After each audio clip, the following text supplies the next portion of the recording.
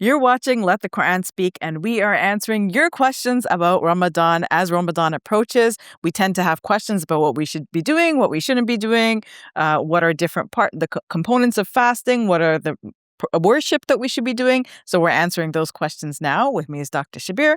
And Dr. Shabir, here's a question that is often asked. It's about Taraweeh. What are Taraweeh prayers? Are they mandatory? And how many rakas is it really? Okay. Yeah. The Three questions in one. Yes. Perpetual question. So I know this is a puzzle for people because, you want to know, I want to do it right. Should I be praying 8 rakats? Should I be praying 20 rakats? Okay. So let's start from the beginning. The name Taraweeh it comes from the Arabic root raha, which means to rest. So what is, if I'm going to pray a lot, how does that have anything to do with the rest? Exactly. The Taraweeh in the mosque does not seem like rest. Yeah. But it's called in this way, even though from classical times we see that Muslims have been praying like long prayers that they call Taraweeh.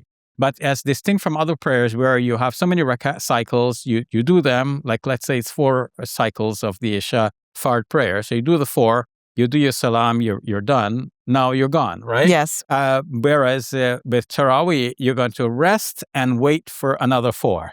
So that's the idea. You rest a little bit.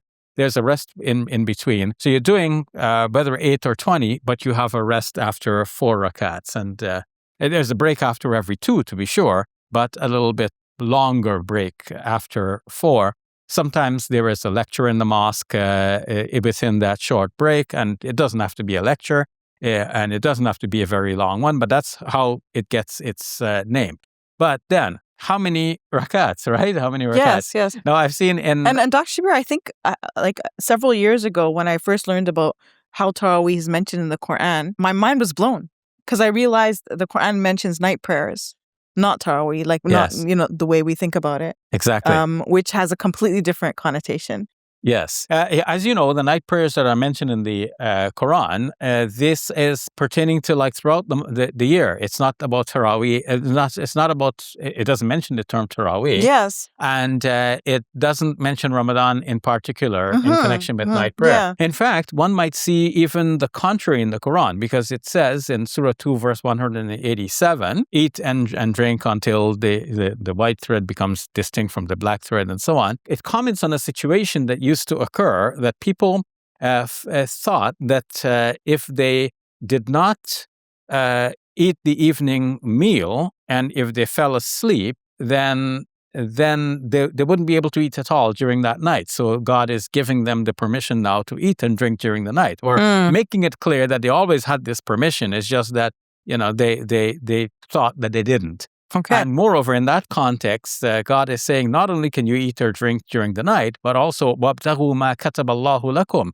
لَكُمْ. Seek that which God has prescribed for you. So what has God prescribed for you? So classical commentators on the Quran mention, among other things, that God has prescribed children for you, that you're going to have children. But of course, you have to make the efforts to get the children, just like God has prescribed food for you, but He has apportioned food that you're going to eat during your lifetime, but you have to make your effort to get the food. So you have to make your effort to get children as well. So now, if we think about what happens typically in the mosques, Safiyyah, because it's become a routine that we're going to pray so many rakats, and we're going to read so much of the Quran during these many rakats. Yes, it's maybe about 2 hours, 1.5 hours, 2 hours long. It can last that long. And in the height of the summer months, when the night prayers become later, then by the time you finish the Taraweeh prayer in the mosque, it's a little past midnight, and then you get home quickly. Maybe you have a quick midnight snack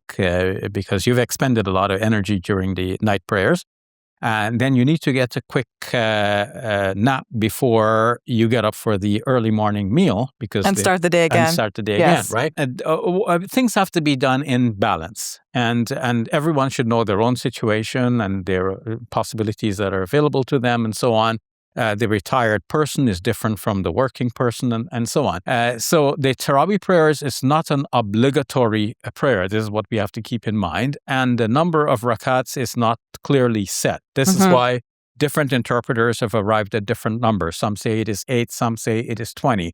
Now, they will rely on narratives. For example, there's a narrative in which it is said that Aisha radiallahu anha, the mother of the believers, said, don't ask me about the night prayer of the Prophet, peace be upon him. It was like this. And she mentioned 8 rakats. So based on this, people think that it's 8 rakats of Taraweeh. Some others say, no, those 8 rakats are like throughout the year. That's the tahajjud prayer that could be done at any time, and even during Ramadan. But in Ramadan, there's a special prayer called Taraweeh, and that is 20 rakats. How do we know it's 20 rakats? They say this can be related all the way back to Umar radiallahu anh, who established it during his caliphate as 20 rakats. And he must have done so because that was the known practice of the Prophet, peace be upon him. So you see, inference and indirect and so on. So Dr. Shabir, what should people be doing? Should they be praying 8 cycles? Should they be praying 20? Okay, so this depends on 2 things. One is their personal convictions, and 2, their practical situation. Okay. Personal convictions. If one is following, let's say, the Hanafi scholars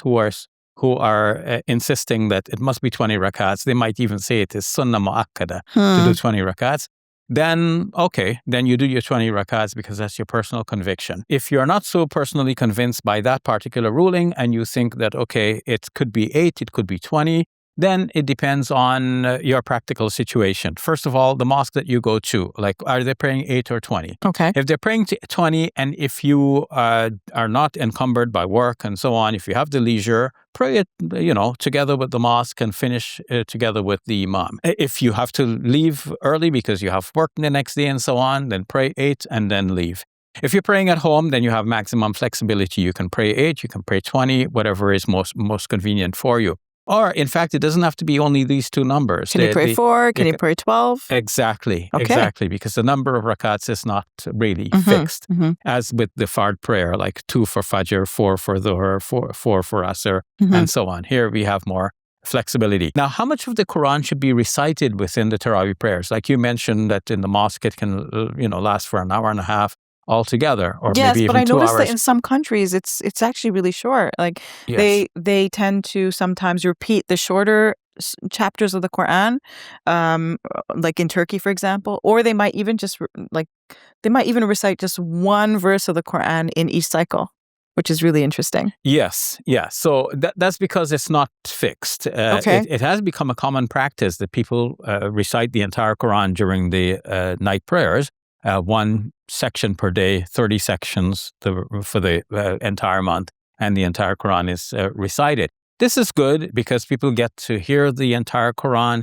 The Quran is alive and well in the Muslim community. At least we hear the words. And people know Arabic now. One can go home and read the English translation of that portion which was read during that night and so on. So Muslims are very much connected with the Quran, but it's not an obligation that you must read the entire Quran. Though I find in some books that some scholars are insisting that, this is a sunnah, that it must be done, but there's nothing really clear. For example, there's no hadith related from the Prophet Muhammad, peace be upon him, that you must recite this much in the Taraweeh prayers in particular. Now, you mentioned that some scholars may just read 1 verse in each some imams, yes. Now, this is permissible in the sense that, the shortest surah of the Quran is the one that becomes Inna Ataynak al-Kawthar, the 108th chapter of the Quran. That consists of 10 words.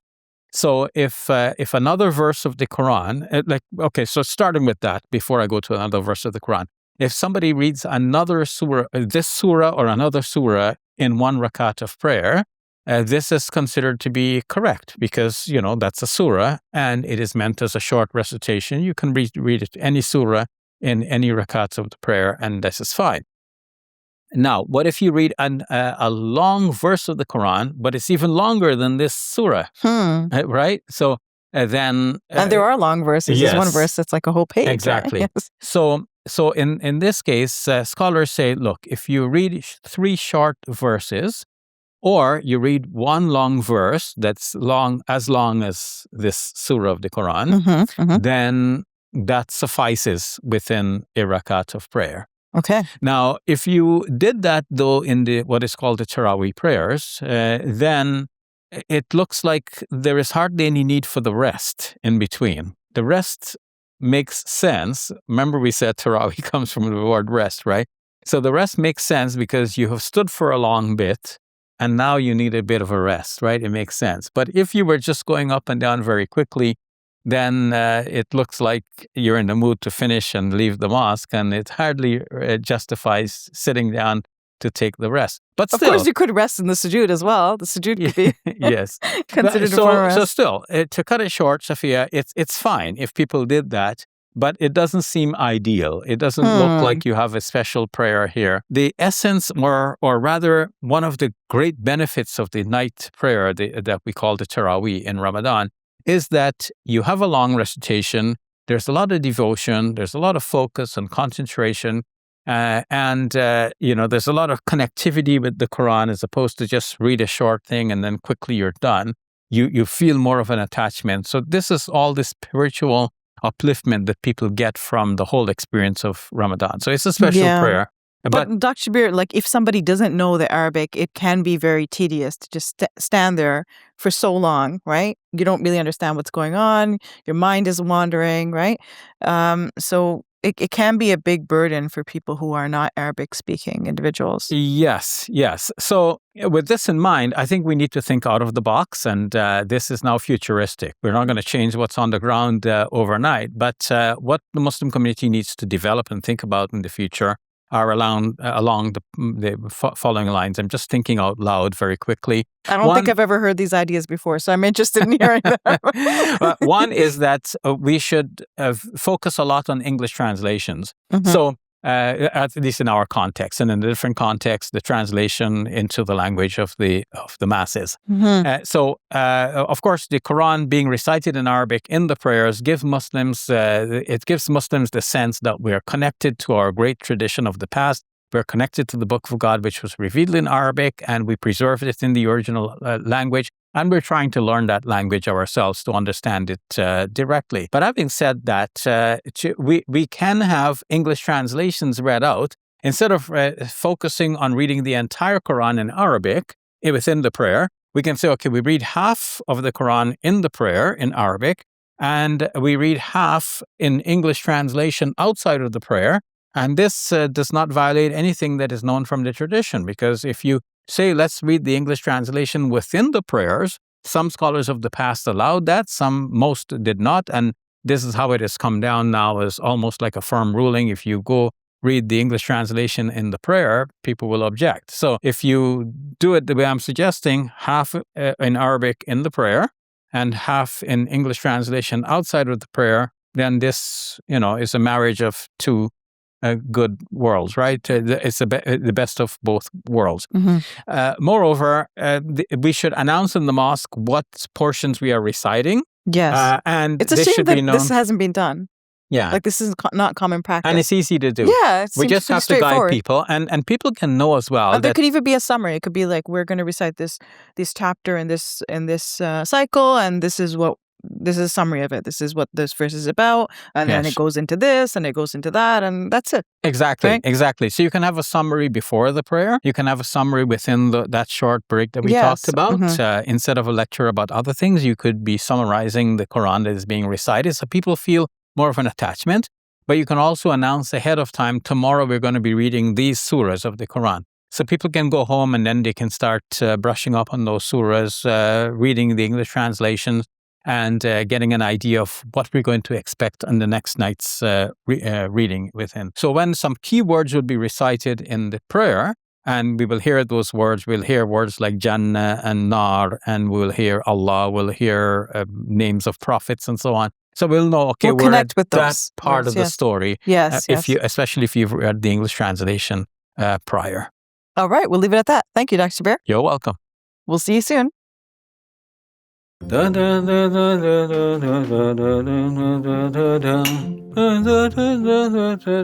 minute. Why am I pouring so many cups of tea? There's only me here, and I'm not going to drink them all. Oh, I know. I need you to have chai with me during Ramadan. Obviously not during the day, but we can have chai at night. But we can chat during the day. What are we going to chat about? We're going to chat about the Quran in dialogue with other scriptures and faiths. For 30 days, we will explore one at a time the various ways in which the Quran is in common with other faiths and other scriptures. So join me for this conversation. In the meantime, peace be with you. and the mercy and blessings of God